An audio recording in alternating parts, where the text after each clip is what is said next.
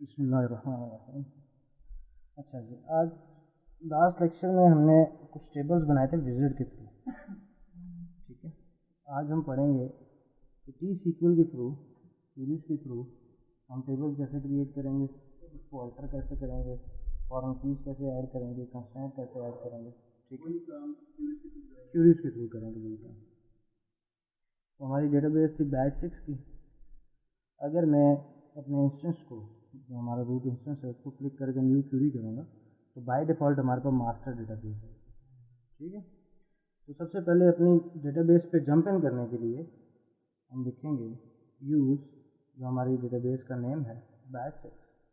ठीक है, and go जो है वो एक टर्मिनेटर है, जिससे हम सेमी कॉलन देते हैं टर्मिनेटर के लिए। अगर ये दें ना दें बात एक ही होती है, लेकिन दे देते हैं।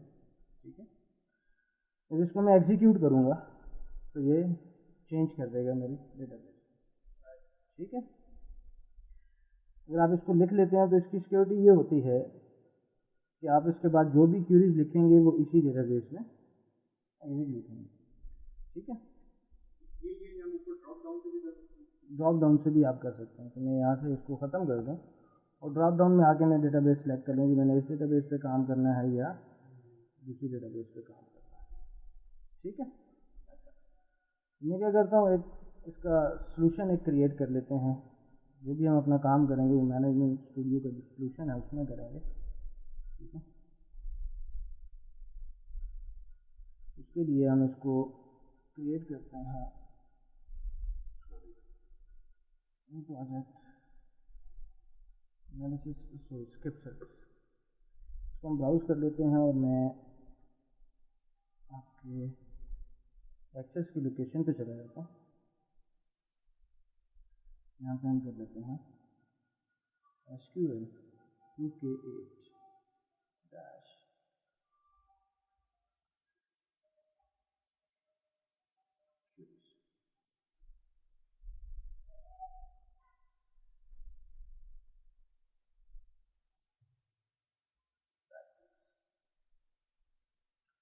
ठीक है, हमने एक न्यू क्रिएट किया। जो लास्ट हमारे पास ओपन है क्यूरी 5, उसके बारे में कह रहा है कि आप सेव करना चाहते हैं। मैं कहता हूँ नहीं। ठीक है, तो हमारे पास एक सॉल्यूशन एक्सप्लोरर अगर हम खोलेंगे तो हमारे पास एक सॉल्यूशन आ जाएगा बैच 6 के नाम से। ठीक है, यहाँ पे मैं आता हूँ, राइट क्लिक करता हूँ, न्यू क्यूरी। तो उसने बाय डिफॉल्ट एक कनेक्शन बना दिया जो यहाँ पे ओपन था। इस क्यूरी को मैं रीनेम करता हूँ और मैं नाम देता हूँ क्रिएट टेबल। यहाँ पे आप सेव करते हैं। ठीक है, इसके लिए आपने करना क्या है, फाइल पे जाएं, न्यू पे आ जाएं, न्यू प्रोजेक्ट कर लें।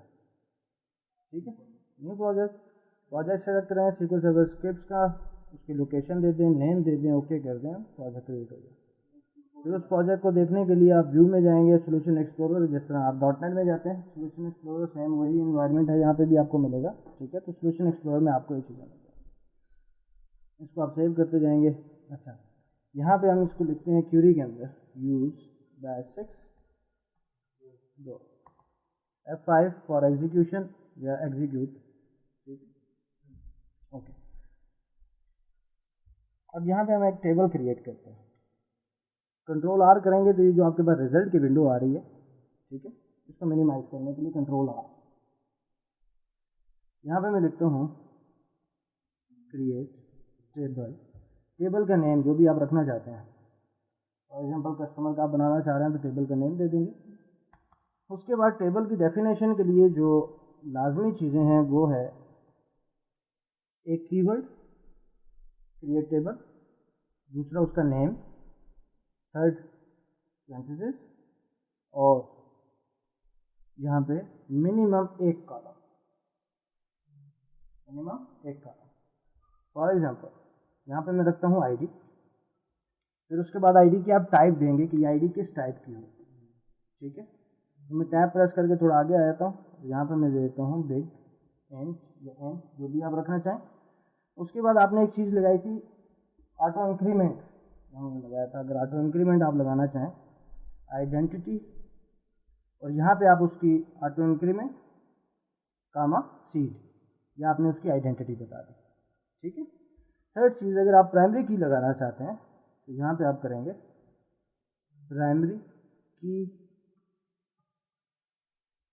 क्लस्टर्ड। ठीक है, कामा। ठीक है, ये आपकी बन गई एक कॉलम। अगर आपने मल्टीपल करने हैं तो आप कामा सेपरेटेड नीचे आते जाएंगे। ठीक है, और लास्ट वाले के साथ कामा नहीं होगा। ठीक है, ये आईडी के ऊपर ये एक्शन परफॉर्म होगा। आईडी के कॉलम बनेगा, टाइप उसकी बिगिंट होगी, ये उसका ऑटो इंक्रीमेंट एंड सीड होगा। ठीक है, और उसके बाद ये प्राइमरी की होगी।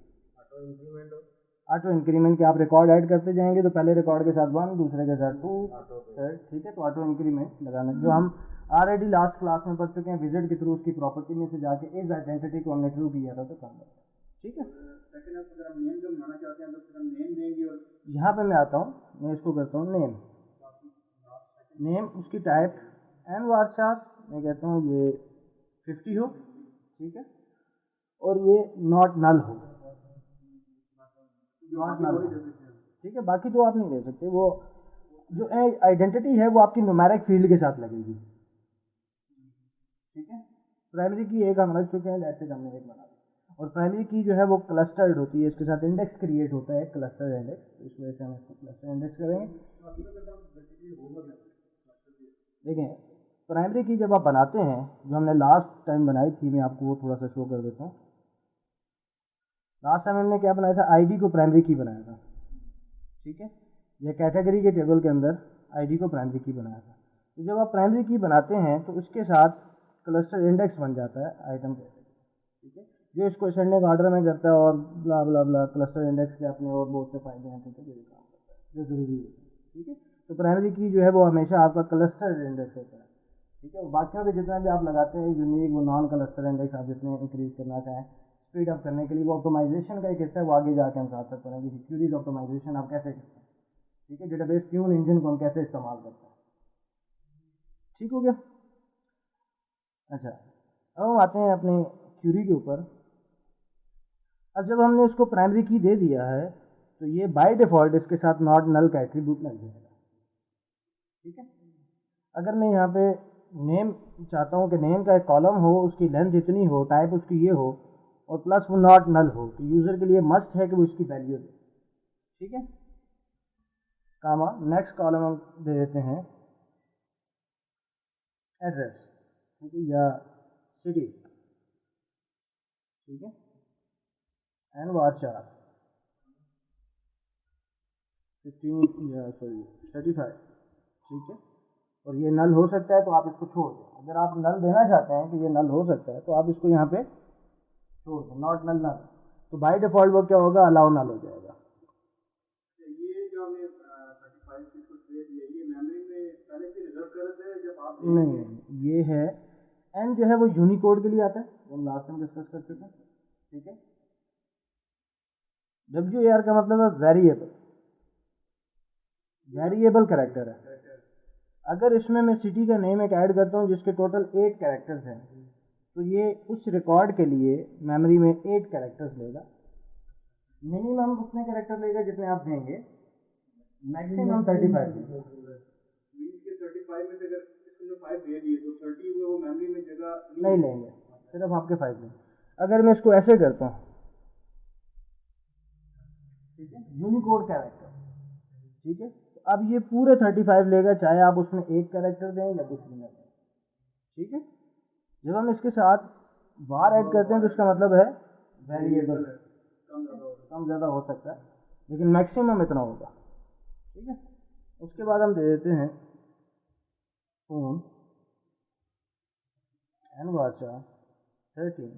ठीक है, अलाउ नल आप देना चाहें, नल हो सकता है। ठीक है, उसके बाद आप कहते हैं ईमेल एन वाचा 50। उसके बाद आप कहते हैं जी वेब एड्रेस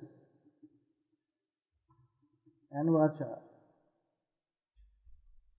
50 या 150 या वट एवर, जो भी आप देना चाहें। जी वो सारा कुछ आएगा, जो आपका यूनिकोड होता है उसमें सब कुछ आएगा। यूनिकोड जो है वो बेसिकली आपकी मल्टीपल लैंग्वेज स्पोर्ट्स के लिए आता है। अगर नॉर्मल आपका जो कैरेक्टर है वो लेता है 1 बाइट। जब आप आते हैं जी, आप कहते हैं कि इसमें चाइनीज़ भी इंसर्ट हो सके, इसमें उर्दू भी इंसर्ट हो सके, इसमें अरबिक भी इंसर्ट हो सके, तो ये जितनी भी लैंग्वेजेस हैं जो इंग्लिश के अलावा हैं, ये आपकी 2 बाइट्स का कैरेक्टर होता है। इनका कैरेक्टर जो 2 बाइट का होता है, तो उसके लिए आपको एन जो है ये लगाना पड़ता है। तो मल्टीपल अगर आप सपोर्ट लेना चाह रहे हैं, ठीक है।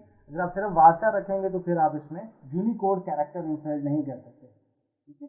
यूनिकोड को आप थोड़ा सा नेट पर सर्च करेंगे तो आपको हेल्प मिल जाएगी यूनिकोड में और कैरेक्टर में क्या फ़र्क है, ठीक है। तो ये बेसिकली एक डेटा टाइप है जो यूनिकोड को भी सपोर्ट करती है, ठीक है। अगर हम इसका 150 लेते हैं तो ये बेसिकली जब यूनिकोड कैरेक्टर आ रहा होगा तो ये 300 हो जाएंगे, ठीक है। ओके, ये हो गया। उसके बाद हम देते हैं ब्लॉक्ड, ठीक है। तो ये ब्लॉक्ड है कि नहीं है, इसको देते हैं बिट, ठीक है। डेटा टाइप बिट जो है उसमें यस या नो आता है, यस या नो आता है, बुलियन है बेसिकली, 0 या 1 जिसको आप कहते हैं, ट्रू या फॉल्स, ठीक है। अब इसके लिए एक चीज़ मैं और ऐड करता हूँ। एक तो ये कि ये नॉट नल होगा, दूसरा मैं इसे कहता हूँ कि इसकी डिफ़ॉल्ट वैल्यू होगी, जो हमने लास्ट टाइम शायद पढ़ी थी कि प्राइस जो है वो बाय डिफ़ॉल्ट 0 आ जाए अगर यूज़र नहीं देता, सेल प्राइस, मिनिमम प्राइस और वैटेवर। तो यहाँ पे मैं इसकी डिफ़ॉल्ट वैल्यू दे रहा हूँ कि ये ब्लॉक्ड 0, मतलब block false, by default block false होगा। जब हम यहाँ पे डिफ़ॉल्ट वैल्यू देते हैं तो हमारे पास एक कंस्ट्रेंट इंसर्ट होता है,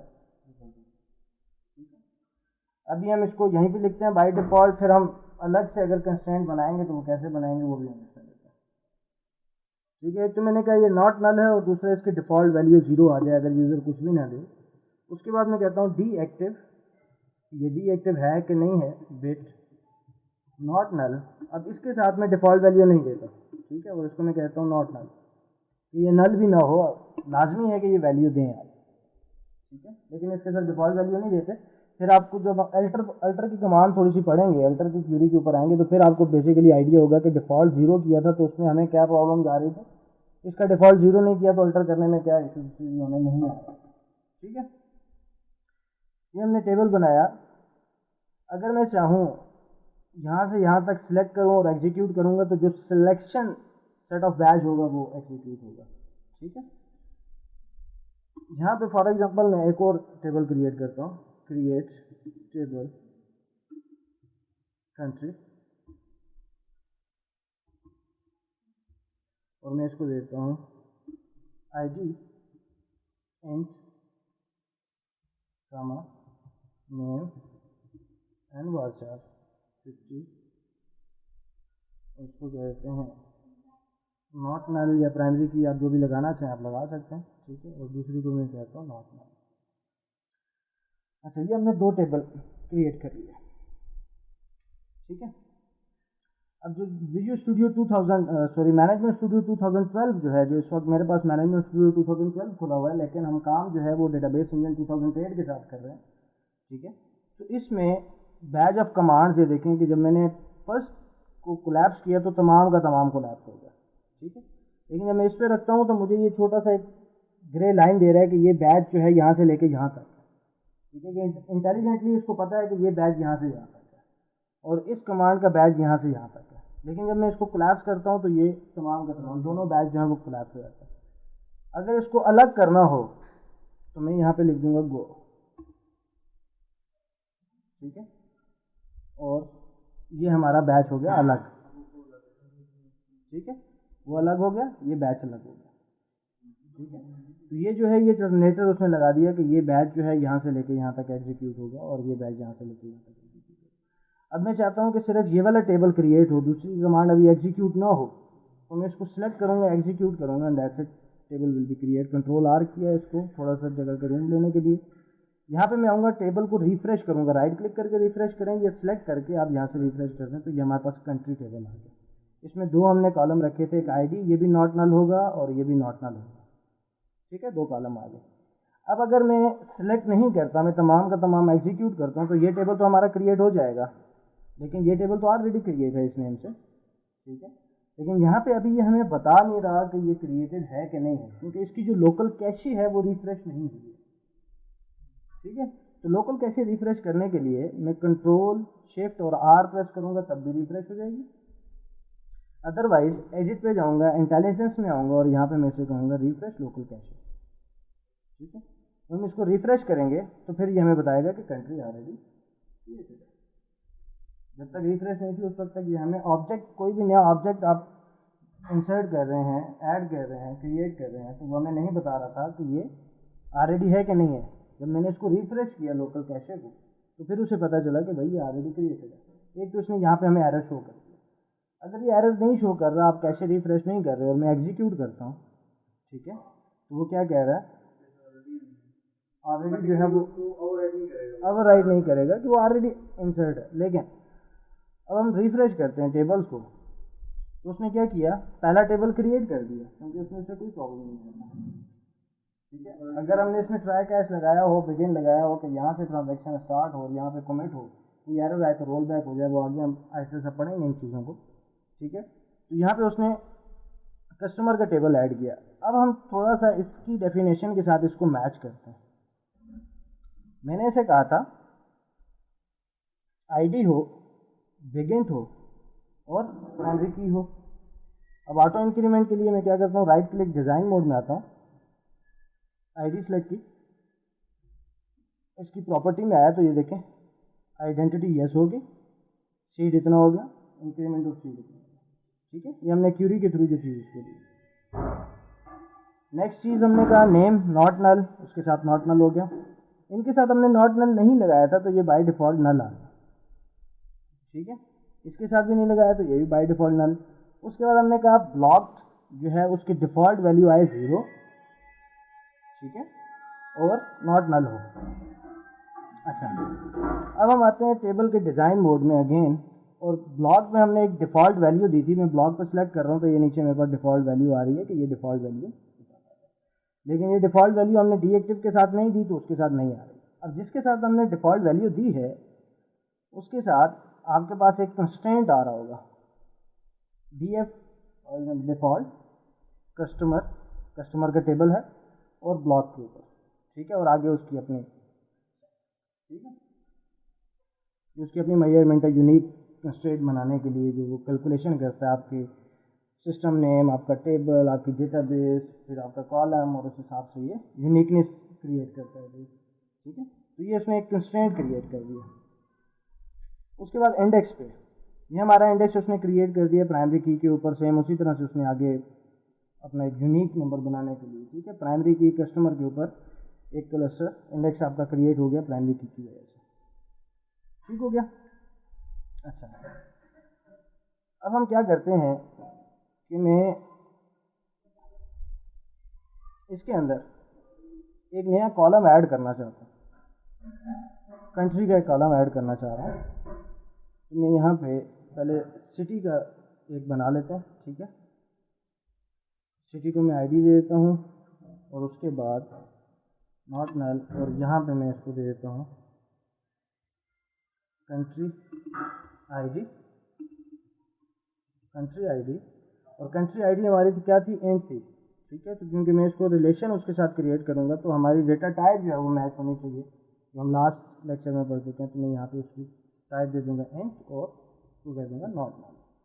ठीक है, तो ये वाला एक टेबल हम क्रिएट कर लेंगे। सॉरी, मैं इसको कॉपी कर लेता हूँ और दूसरी क्यूरी भी रहने देता हूँ, कंट्री, इसको मैं ख़त्म कर देता हूँ, कामा ख़त्म कर देता हूँ। ठीक है, तो सिटी का एक टेबल बनाना चाह रहा हूँ जिसके अंदर आईडी का एक कॉलम हो, एक सिटी नेम का कॉलम हो और एक कंट्री आईडी जो हमारी यहाँ से आएगी। ठीक है, तो उसके लिए हमें क्या करना पड़ेगा, पहले कंट्री आईडी को जो है प्राइमरी की बनाना पड़ेगा। तो मैं फ़िलहाल यहीं पे इसको डिज़ाइन मोड में जाके प्राइमरी की कर देता हूँ। ठीक है, ये हमने एक प्राइमरी की क्रिएट कर ली और इसको हम यहाँ पे प्राइमरी की बना देते हैं।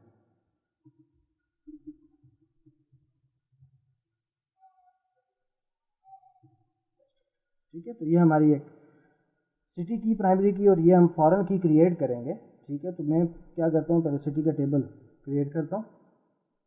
ठीक है। तो ये हमारा सिटी का टेबल क्रिएट हो गया। टेबल्स पे आके मैं रिफ्रेश करूँगा तो हमारे पास सिटी का टेबल आ गया। अभी हमने इस पर फॉरेन की नहीं लगाई, ठीक है, तो इस वजह से फॉरेन की नहीं आ रही। तो मैं फॉरेन की ऐड करता हूँ। तो फॉरेन की ऐड करने के लिए मैं कहता हूँ अल्टर। किसको अल्टर करना है? अल्टर टेबल सिटी, ठीक है। यहाँ पे मैं इसे कहता हूँ ऐड कंस्ट्रेंट, ठीक है। इस चीज़ पे कंस्ट्रेंट का मैं नेम यहाँ पे देता हूँ। जैसे कि हम बनाना चाह रहे हैं फॉरेन की सिटी की किसके साथ? कंट्री के साथ ऑन आईडी बेस्ड, ठीक है, जो भी आप नाम देना चाहेंगे आप। यहाँ पे मैं इसको कहता हूँ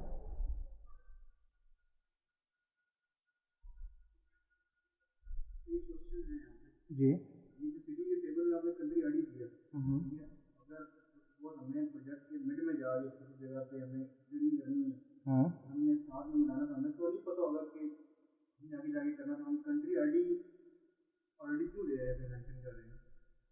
देखिए मैं ये दे रहा हूँ, इसलिए कर रहा हूँ, यहाँ पे हमारे पास सिटी का टेबल है और ये कंट्री का टेबल है। तो मैं बेसिकली इन दोनों के बीच में भी रिलेशन बनाना चाह रहा हूँ। कंट्री आईडी जो है वो यहाँ पे आ जाएगी एज अ फॉरेन की, वन टू मैनी का रिलेशन आ जाएगा। इस कंट्री की ये सिटी है जो हम आइटम कैटेगरी और उसके साथ करते हैं। यहाँ पे आना चाहिए, ये लाइन यहाँ पे क्यों आई है? ये हमने कॉलम क्रिएट किया है, ठीक है, लेकिन हमें तो नहीं पता था कि आगे जाके हम कॉलम क्रिएट करेंगे इसमें। हम उस पर भी आते हैं कि नया कॉलम ऐड करना हो तो क्वेरी के थ्रू कैसे ऐड करेंगे, फॉरेन की को कैसे इंप्लीमेंट करेंगे। हाँ मैं वो भी आता हूँ। वो हम कल लास्ट लेक्चर में हम पढ़ चुके हैं डिज़ाइन के थ्रू रिलेशन कैसे बनाते हैं, ठीक है। अभी मैं उसको बनाना चाह रहा हूँ क्वेरी के थ्रू, कि हम उसका रिलेशन कैसे क्रिएट करेंगे, ठीक है। तो यहाँ पे मैं उसका नेम दे दूंगा किस चीज़ के ऊपर हम बनाना चाह रहे हैं, कंट्री आईडी के ऊपर, ठीक है। कंट्री आईडी की बेस पे मैं कंट्रोल शिफ्ट ऑफ कर लेता हूँ, जो हमारे रेफरेंसेस हैं उनको कर लें।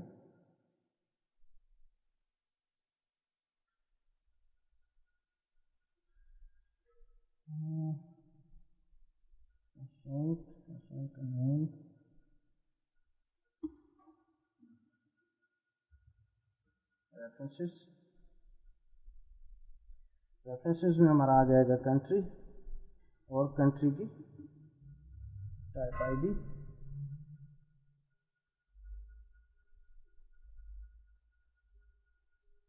थोड़ी सी कंफ्यूजन।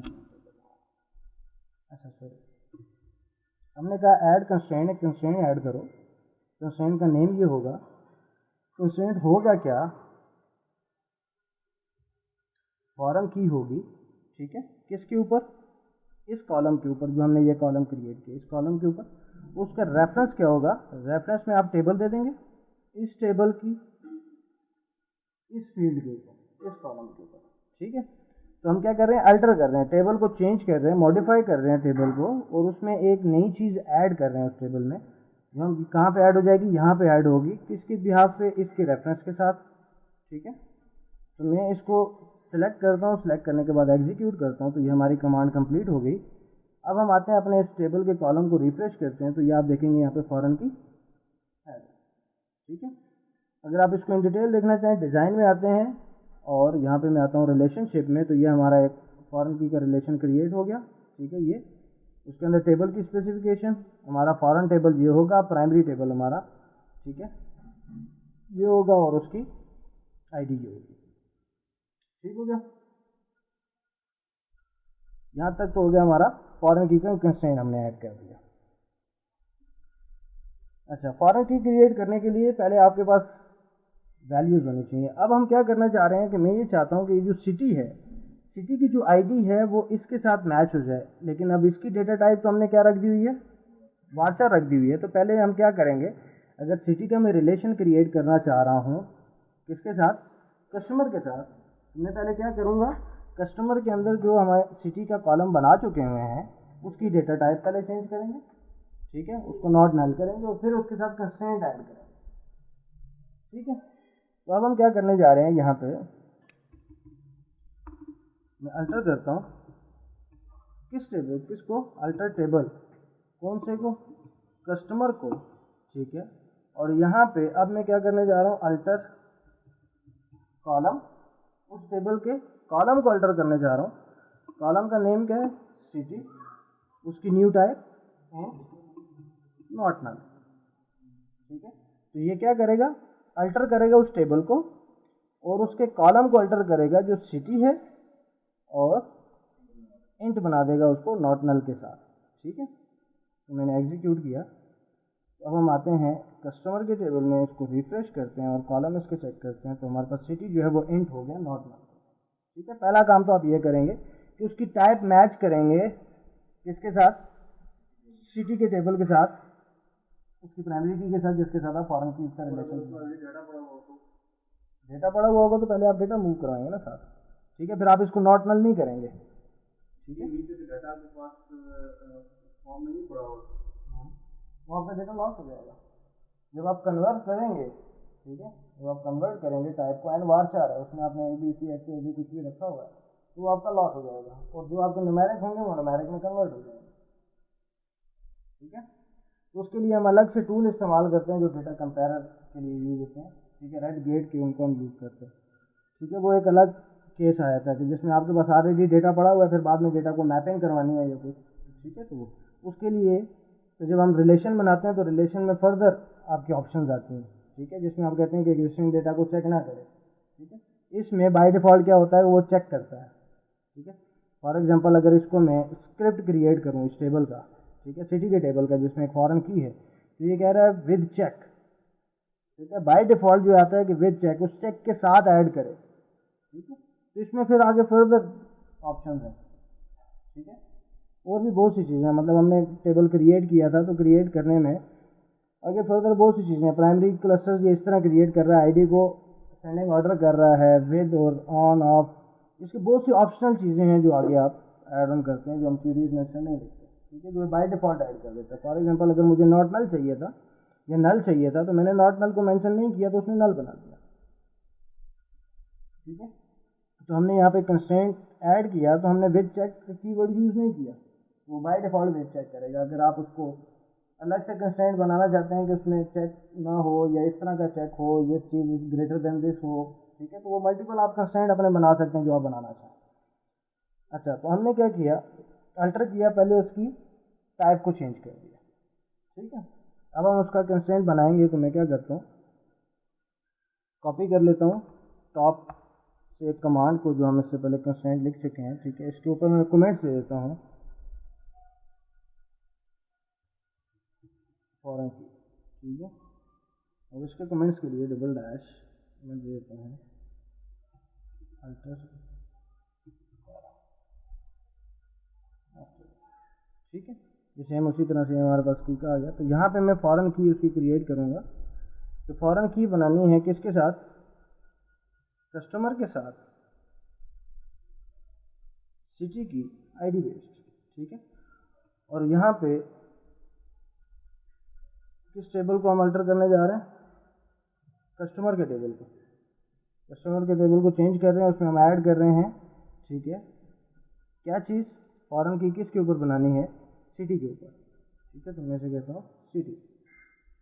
ठीक है, और कहाँ से आएगी, सिटी की आईडी से आएगी। ठीक है, इसको मैं सिलेक्ट करके एग्जीक्यूट करता हूँ, तो ये हमारी फॉरेन की क्रिएट होगी सिटी। ठीक हो गया, यहाँ तक क्लियर होगी चीज़। अच्छा, पहला काम टेबल को क्रिएट किया। ठीक है, उसके बाद कंट्री का टेबल बनाया, सिटी का टेबल बनाया, उसमें कंस्ट्रेंट ऐड किया और टेबल की टाइप चेंज की, एक कॉलम की टाइप चेंज की। अब हम क्या करते हैं, कुछ और कॉलम मैं ऐड करना चाहता हूँ। टेबल का डाटा पहले फिल कर देना, फिर उसके ऊपर थोड़ा सा सारे ऑपरेशन आएंगे, टेंशन नहीं होगा, समझ आएगा भी इसमें मिक्सअप हो रहा है, और थोड़ा सा रिजल्ट आएगा ना, जिसमें आप एक क्वेरी इंप्लीमेंट करेंगे मतलब चलेगा कि इसमें ये चेंज आया है। वो अभी हम डेटा मैनिपुलेशन पे नहीं आ रहे हैं, अभी हम डेटा मैनिपुलेशन पे नहीं आ रहे हैं, अभी हम स्ट्रक्चर क्रिएट कर रहे हैं। ठीक है, तो आपके पास स्ट्रक्चर है, इसको आप रीनेम करें। आप यहाँ से भी कॉलम के डिज़ाइन मोड में जाकर आप वो काम कर सकते हैं जो हम कर चुके हैं। आप डिज़ाइन में जाएं, यहीं से उसका रीनेम कर दें और काम करें। ये काम हम कर चुके हैं। ये आपको मैं क्यूरी बेस्ड करवा रहा हूँ कि यही काम आपने क्यूरी के थ्रू करना हो। सम टाइम अगर आपका कॉलम जो है वो किसी और जगह पे यूज़ हो रहा है, ठीक है, तो ये चीज़ें नहीं होती हैं, ठीक है। तो यहाँ से विजिट के थ्रू वो चेंज नहीं होता, क्यूरी के थ्रू चेंज रहता है। तो कुछ चीज़ें क्यूरी के थ्रू जब हम चेंज कर रहे होते हैं तो कुछ कम्प्लेक्सिटीज रहते हैं, ठीक है। तो वो बेसिकली मैं बताना चाह रहा हूँ। अभी हम स्ट्रक्चर खड़ा कर रहे हैं, वो इंसर्शन, अपडेशन, सिलेक्शन, वो क्यूरीज आगे आती जाएंगी, ठीक है। ये आपकी एक टाइम आती हैं जब आप डीडीएल बना रहे हैं, स्ट्रक्चर्स बना रहे होते हैं, तो ये क्यूरीज आपको भूल जाती हैं क्योंकि आपने वन टाइम करनी होती है, ठीक है। इनका यूजेज कम होता है, इस वजह से मैं इन पर फोकस ज़्यादा करूँ कि आपको याद रहे, ठीक है। बाकी सिलेक्शन, इंसर्शन वो तो इतनी चलेंगी कि आपकी सोच है, ठीक है। अच्छा, अब हम क्या करते हैं कि मैं एक कॉलम जो हमने अभी तो जो हमने पढ़ा कॉलम को अल्टर किया, ठीक है। अब मैं चाहता हूँ कि मेरे पास जो एक ऑलरेडी कंट्री का है उसके अंदर एक कॉलम ऐड हो जाए, ठीक है। तो मैं यहाँ पे कॉलम ऐड करने जा रहा हूँ उसके अंदर, तो मैं कहता हूँ अल्टर टेबल कंट्री ऐड। क्या ऐड करना है जी, हमने कॉलम ऐड करना है। तो मैं इसके अंदर दे देता हूँ डीएक्टिव का एक हम ऐड कर देते हैं, डीएक्टिव, इसको हम दे देते हैं बिट और डिफ़ॉल्ट दे देते हैं 0, ठीक है। और साथ में कह देते हैं कि ये नॉट नल होगा, नहीं जी, ऐड से काम हो जाएगा, ठीक। तो मैंने यहाँ पे किया, हमने डीएक्टिव का लगाया कि फॉर एग्जांपल यूज़र एक एंट्री करता है, बाद में कहता है ये कंट्री मुझे नहीं चाहिए, डीएक्टिव के लिए उसको डीएक्टिव करते हैं कि हम डिलीट ना करें डेटाबेस से, डेटाबेस में जो रिजल्ट आ जाए वो पड़ा रहे, उसको हम डीएक्टिव कर दें। सेम यही मैं यहाँ पे ऐड कर देता हूँ सिटी के अंदर, ठीक है।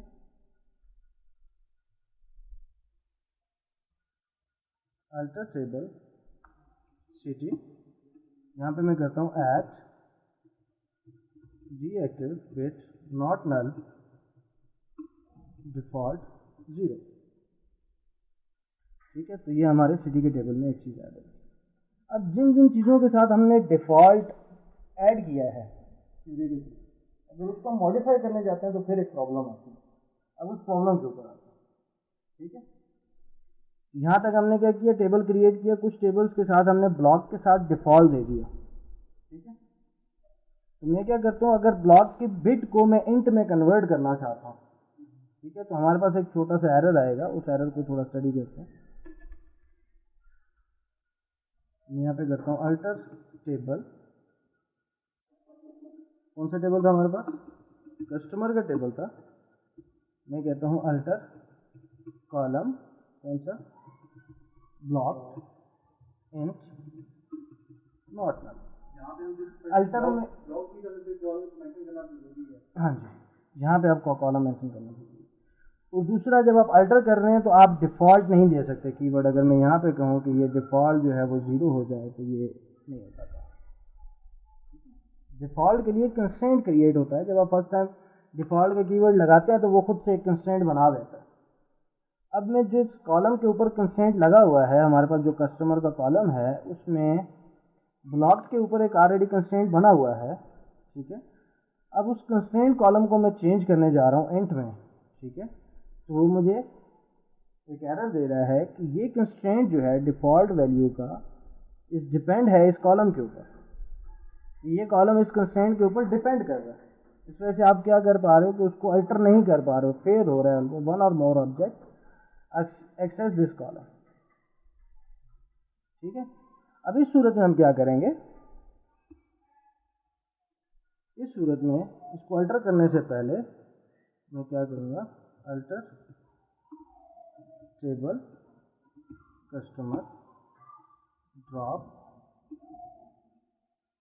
कंस्ट्रेंट ऐड अल्टर और ड्रॉप, ये तीन चीज़ें आपकी हुई हैं, ठीक है। चाहे आप किसी टेबल को ड्रॉप कर रहे हैं, किसी कॉलम को ड्रॉप कर रहे हैं, किसी स्टोर प्रोसीजर को ड्रॉप कर रहे हैं, किसी व्यू को ड्रॉप कर रहे हैं, किसी भी चीज़ को आप ड्रॉप कर रहे हैं, डिलीट कर रहे हैं तो ड्रॉप, ठीक है। किसी ऑब्जेक्ट को, डेटा को नहीं, ऑब्जेक्ट को, ठीक है। उस ऑब्जेक्ट के अंदर पड़े हुए डेटा के लिए नहीं, वो अलग चीज़, ठीक है। मैं कहता हूँ ड्रॉप कंस्ट्रेंट, तो ठीक है, उस कंस्ट्रेंट का हम यहाँ पे नेम दे देंगे जिसको आपने ड्रॉप करना है,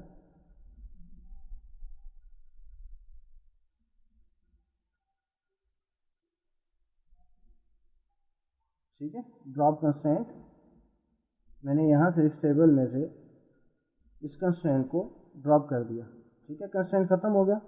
अब मैं इसको रीनेम करता हूँ, सॉरी अल्टर करता हूँ, चेंज करता हूँ। अब ये हमारे पास चेंज हो गया, अभी ब्लॉक जो है वो इंट बन गया, पहले नहीं हो रहा था, ठीक है।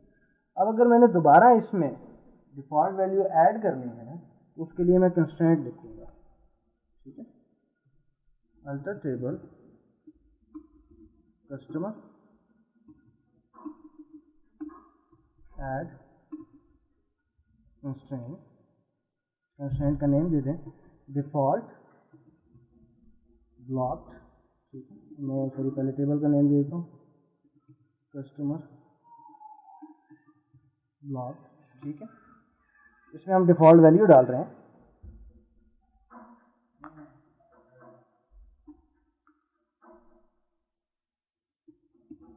डिफ़ॉल्ट 0 फॉर ब्लॉक्ड, ठीक है।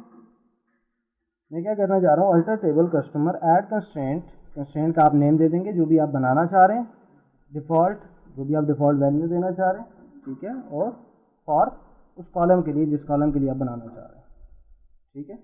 अब हम यहाँ पे आएंगे कंस्ट्रेंट में, ठीक है, ये हमारे पास एक कंस्ट्रेंट है, ठीक है।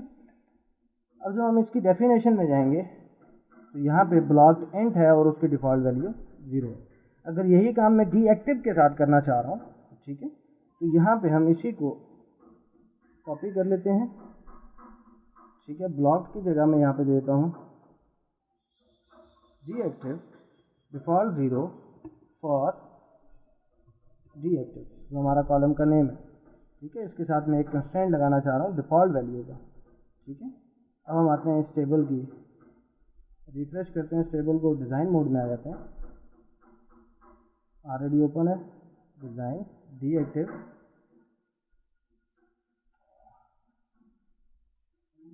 डिफ़ॉल्ट है, कॉन्स्टेंट से डिफ़ॉल्ट भी क्रिएट होगा या कॉन्स्टेंट किसी और चीज़ भी क्रिएट कर सकते हैं? देखिए पहले हमने कांस्टेंट किया किसके लिए, फॉरेन की के लिए, ठीक है। ये कंस्ट्रेंट्स आपके किस तरह के कंस्ट्रेंट आप ऐड करना चाह रहे हैं, फॉरेन की ऐड करना चाह रहे हैं तो ये बेसिकली उसकी टाइप होती है कि ये फॉरेन की है, ठीक है। जब फॉरेन की यूज़ कर रहे हैं तो उसका रेफरेंसेस आप यूज़ कर रहे हैं, जब आप कंस्ट्रेंट यूज़ कर रहे हैं तो उसके लिए आप बता रहे हैं कि डिफ़ॉल्ट के लिए बन रहा है, फॉर किसके लिए, उसका आगे आप कॉलम का नेम दे देंगे, ठीक है, उसके लिए बन रहा है,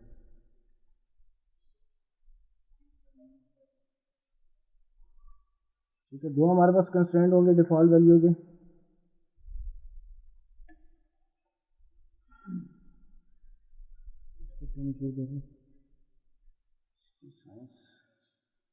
मैं इसको देख लेता हूँ कि इसका क्यों नहीं शो कर रहा है, ठीक है, ये चीज़ गलत तो नहीं है।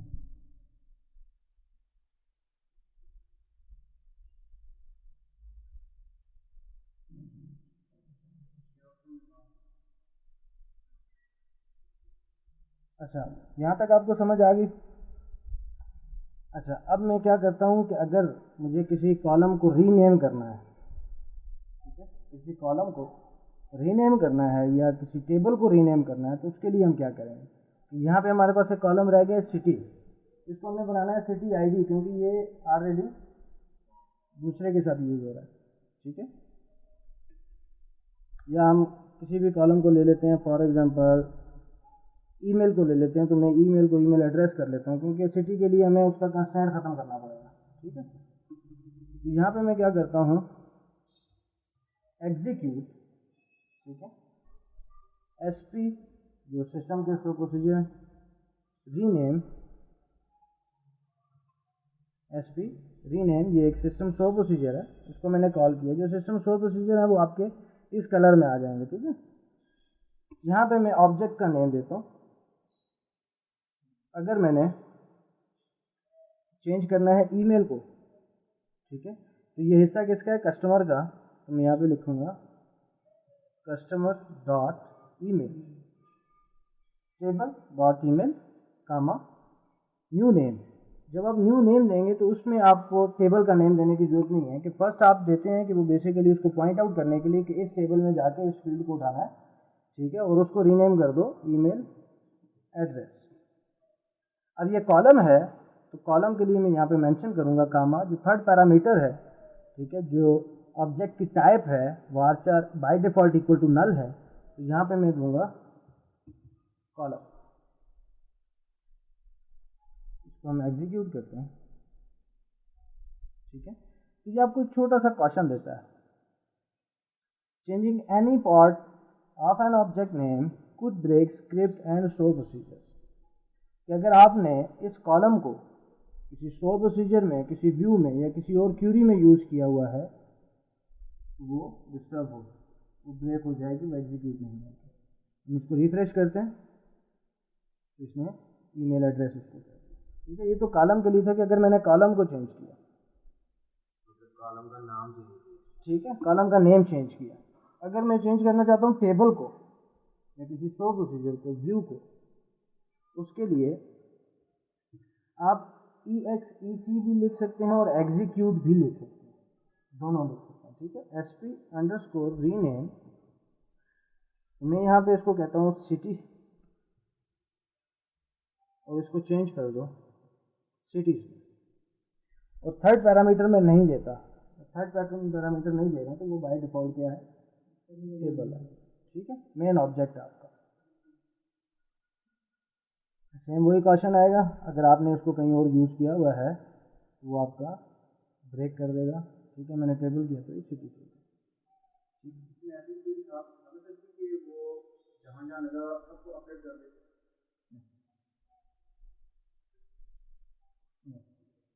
ऐसी कोई समस्या तो आपको मैनुअल जाना पड़ेगा, मतलब या इसी टेबल का नाम चेंज ये इसी टेबल का नाम, अगर ये टेबल किसी क्यूरी में यूज़ हुआ है तो सॉरी वहाँ पे वो चेंज नहीं करेगा। इसीलिए ये क्वेश्चन दे रहा है कि changing any part of an object name could break script and store procedures, ठीक है। अच्छा, यहाँ तक समझ आ गई, क्या क्या काम किया, मैं छोटा सा रिवाइज करता हूँ। टेबल को क्रिएट किया और मैक्सिमम ऑप्शंस जो हमारे लिए रिक्वायर्ड थी वो हमने स्टडी की, टेबल के लिए हमने स्टडी की, ठीक है। सेकंड टेबल, थर्ड टेबल, फिर उसके बाद फॉरेन की ऐड की, जो हम विजिट के थ्रू इससे पहले कर चुके हैं। उसके बाद टाइप चेंज की कॉलम की, अगेन फॉरेन की ऐड की। उसके बाद हमने क्या किया, अल्टर किया एक नई फील्ड ऐड करने के लिए, सेम इसी तरह फील्ड ऐड करने के लिए। कंस्ट्रेंट को ड्रॉप किया क्योंकि वो क्या कर रहा था कि कंस्ट्रेंट कॉलम जो था उसको वो एडिट नहीं होने दे रहा था, ठीक है। तो दोबारा हमने कंस्ट्रेंट ऐड किया और कॉलम को रीनेम किया और टेबल को रीनेम किया, ठीक है। यहाँ तक क्लियर है। अल्टर सर और किसके लिए इस्तेमाल होगा? अल्टर टेबल है, अल्टर व्यू है, अल्टर शो प्रोसीजर है, अल्टर फंक्शन है, ठीक है। अल्टर चेंज कर रहे हैं, मैंने कहा अल्टर कॉलम, ठीक है। तो ये कॉलम किसका हिस्सा है पहले वो बताना है।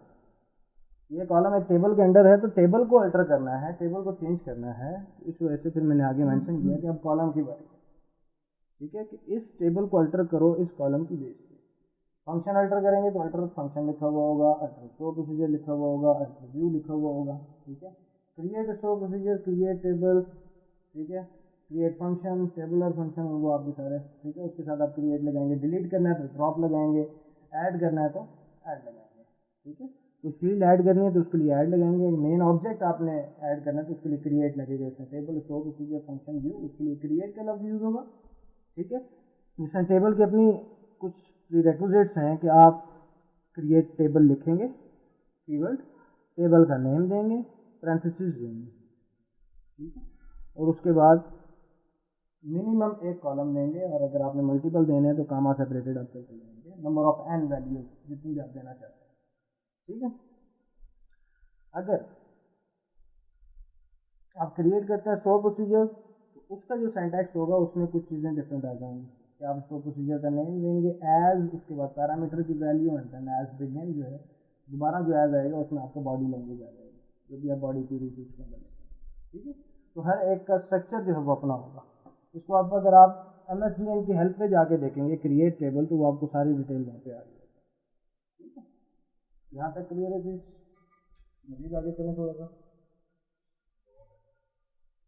ठीक है। अब आपने एक काम करना है, अगर अपने साथ सिंसियर होंगे तो आपने जो भी टेबल्स बनाने हैं वो इस तरह बनाने हैं, विजिट्स के थ्रू नहीं करना। विजिट इधर ही है, वो सारी जिंदगी पड़ा रहेगा, वो आपको नहीं मिलेगा। वो right click add table, right click बनाना और ये वो इसी तरह से, ठीक है। आपने इसके थ्रू जाना है, मिनिमम 4 से 5 टेबल बना लें, ठीक है, ताकि आपका हाथ बैठ जाए। कुछ कॉलम बनाते वक्त छोड़ दें, उनको बाद में ऐड ऑन करें, ठीक है। फॉरन कीज को कंस्ट्रेंट को कोशिश करें, क्योंकि ये इसलिए ज़रूरी है कि सम टाइम जब हम थोड़ा आगे बढ़ेंगे, रेप्लिकेशन और इन चीज़ों पे जब आएंगे, तो आप विजिट के थ्रू किसी चीज़ को चेंज नहीं कर पाएंगे, बाउंड हो जाएंगे, आपके लिए बड़ी प्रॉब्लम है।